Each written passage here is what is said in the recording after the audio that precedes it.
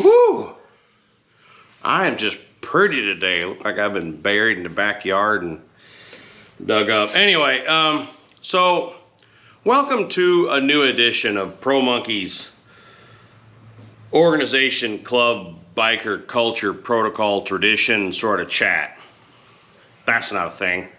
But got a good topic for today because I was recently, honestly, set straight by a brother of mine. Went down a path that I was like, made sense to me, and he was just like, what the, Anyway, so it was a good talk, and just wanted to share his thoughts and how it kind of struck a nerve with me and how I think it could be beneficial for everybody out there.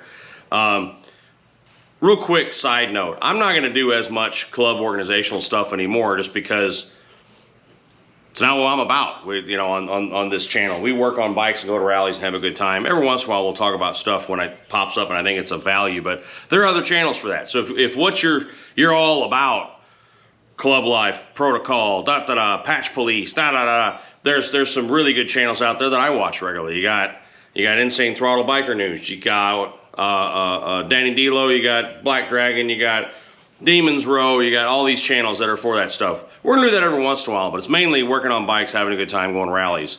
Again, I'm only gonna do videos when it's something that I personally, it happened to me and I wanted to share. But welcome to the channel. If you're new, please hit subscribe and thumbs up. If you're coming back, love you to death. Let's have a little fun.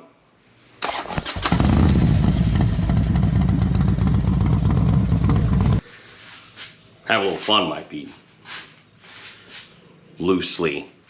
Yeah, anyway, so recently I was talking to one of my brothers from my organization. So background, step back. I'm a member of an organization that is highly disciplined with a defined chain of command and hierarchy and procedures and policies and disciplinary actions and everything you'd expect from any sort of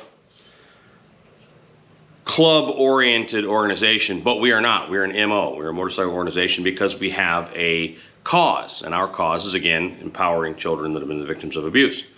Anywho, I was talking to a brother of mine from that organization, someone who I love to death, is a good pal, but also have great respect for because he is leadership on a much higher scale than me, and he's right, normally.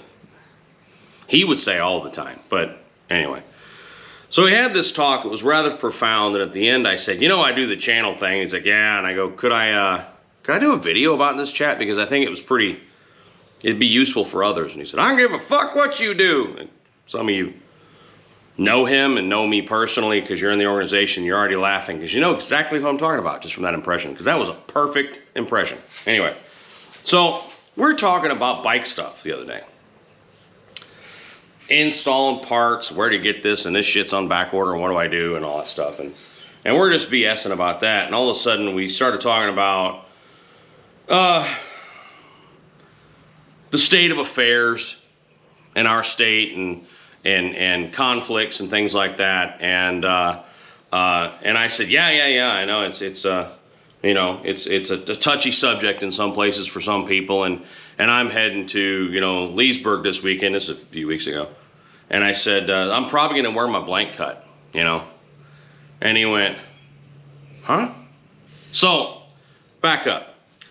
There is such a thing as a no-fly, and a no-fly, I've done a video on it before actually, but a no-fly is when an organization or multiple organizations or even a COC, which is Confederation of Clubs, locally might, or statewide or nationally, whatever, they may call a no-fly. And a no-fly means put your cutaway, don't wear your colors for a period of time until otherwise announced that it's okay, because there's stuff going on. Now, that doesn't mean everyone's fighting. That's not what that means at all. It could be one conflict that they're working on, that they're trying to get calmed down, trying to get dealt with, trying to come to, peace. But you just don't want someone to get caught up in the wrong place at the wrong time. You don't want collateral damage. If it's a very intense sort of conflict, you just don't want someone to be standing in the wrong place at the wrong time, misidentified, and, things go south. You don't want that. So they may call a no-fly. In this situation, that wasn't it. That's the real heart of the issue here. No no-fly had been called. I just said, going to Leesburg rally, probably gonna wear my blank cut. A lot of people run 2 cuts, right? So I've got one that has my back patch, my rag, my position, and chapter, and road name, and all that sort of stuff. It goes back to the military, where you have your road name and your position, your rank, whatever you want to call it, you put on your cut. That's mine, has regalia and all that stuff on it. But a lot of people also have a blank, and that's just when there is a no-fly, or if you're just going to someplace that's outside of your area and you just don't know, so you just don't want to step on toes or whatever, so you may wear a blank, or for whatever reason, a lot of dudes have a secondary cut that doesn't have any stuff on it. And I said I might wear my blank, and he was like, "Can I share a story with you?" I was like, "Of course." And you know, I knew I had screwed up already by the tone. But he says, a few years ago, he's like, I was having dinner with a friend of mine. A friend who was a member of a highly respected club. And I might get the days wrong. He said, but I had dinner with him. We broke bread on Thursday night, and he was murdered on Sunday. And it rocked the whole scene. The whole set was up in arms because obviously there had been violence. And a man lost his life. Highly respected man. And now here we are trying to navigate this. There are problems in the community, for lack of a better word. And I said to my state boss, this is my brother saying this, I said to the state boss at the time, I'm going to the funeral. I know that there's challenges out there, but I'm going to the funeral. And he says, oh, I understand. Yeah, I understand. He goes, but probably shouldn't wear your cut. Because it's a biker funeral. If you don't know why, you're like, why would you wear that to a funeral? And stop for a minute. If this is not something you're interested in, you're not a part of this life, you're not a part of an organization, welcome. We don't listen and stuff. But there's no need to weigh in if it's not something you understand, right? There's no reason to go, why with this and why? Just listen, absorb. It's okay. Don't broadcast, and you should be tuning in. This is a biker funeral. That means people ride their bikes. If they're part of an organization or a club or an MC, whatever level, they'll wear their colors. It's time to come together and, et cetera, et cetera.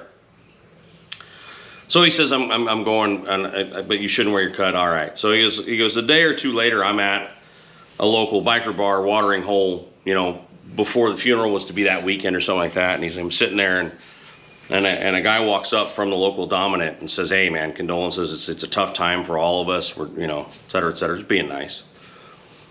And he says, yeah, I know. And he goes, I'll go to the funeral. And he goes, I don't know why I said it. He goes, but I'm going to the funeral, but I'm not going to wear my cut. My state boss says probably not a good idea. And he said, wait there. So that dude disappears for a minute and comes back and says, come with me. And so my brother's like, okay, do. He's like following him. He goes, open the door, and he'll go out to a back alley. And he went, oh no. I'm like, I've done something. We've got badness. Like, I'm in a back alley now. This is a bad deal. He goes, and from the shadows, like a Bond villain, not literally, no disrespect, the state boss of the dominant appears and says, here, you're going to the funeral this weekend. He says, yeah, probably just like that. And he says, I hear you're not wearing your cut. And he says, yeah, we talked about it, and things are a little rough right now, and we talked about it and said maybe I shouldn't wear my cut. And he said he got very, very serious, and he got in my face, and he says, you don't get to decide when you are and are not a biker. You don't get to decide when you're part of this family and this community. I will see you this weekend, and you will have your fucking cut on. And he just said, probably just like that. Okay, And he goes, I immediately realized he's right. Like, what am I doing? I'm going to honor somebody's passing that I thought very highly of, think very highly of, and was just with before he lost his life, and I know him because he is part of this scene, and I am as well. And here I was going to show up at his funeral on my bike as part of the community of bikers in this area, and I wasn't going to wear my cut. He goes, how disrespectful would that have been? Again, if you don't understand this stuff, then no reason to weigh in. Those of you who are, get what they're nodding right now. He's like, what was I thinking, man? He goes, what was the state boss thinking? Just wasn't thinking. He said, so he called him, and I told the state boss, and he was like, holy crap, yeah. Rock your colors, man. You know, honor that brother, and that's what we do.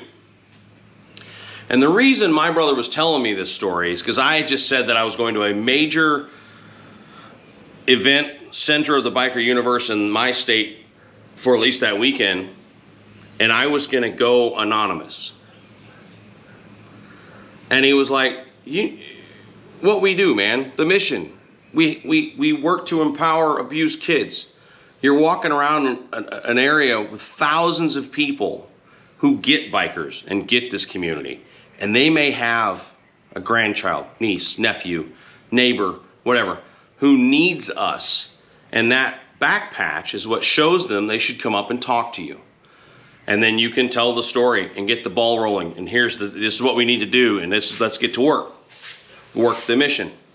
Or you've got a dude walking around and maybe they experienced it, you know, as a kid. Another side note, go check out Truck and Biker. He did a video on his experience as being an abused kid and what it did to him when he grew up. Great freaking video. Anyway, so maybe someone like that walks up and says, I want to get in the fight. Let's do this. But, you know, I don't want it to happen to somebody else. Let's get in there and let's get the work done. Let's work the mission. And so we start them on their journey, right?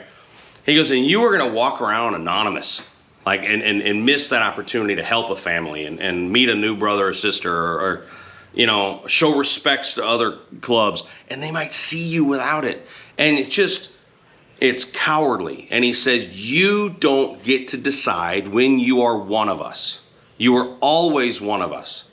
And so therefore, wear it proudly. Go out to the public and show them who you are. And I was like, holy crap. And I had the same experience that I'm sure he did in that alley, where you go, what am I doing? What was I thinking? Right? And so me and the missus rocked our cuts all weekend at Leesburg when we were on our bikes. You don't wear it when you're driving a golf cart in a campground because you're not a biker at that moment. Whole other topic. But yeah. While we were rolling, while we were, you know, going downtown, going to Gator Harley, going to vendors, all that stuff, colors were on at all times. But there you go. So if you're part of an organization, you're part of a club, regardless of whatever it may be, unless there is a no-fly or a situation that is well-known, documented, and you need to be aware of, always have that thing on when you're out there, because you never know when you might make a difference. But that's it. If I offended you, I don't give a shit. But comment down below if you're part of this life and you have, you know, had a similar experience, or maybe never thought of this and we're like, holy crap, you're right, you're wrong, whatever. I'm open to discussion, of course. So, you know, get on in the comments and we'll chat about this. But I mean this from the bottom of my heart when I say I love you all to death. This channel has been a tremendous amount of fun and helped me untie a lot of knots, and hopefully it's doing the same for you. But seriously, take care of each other out there. We'll talk real soon. Bye.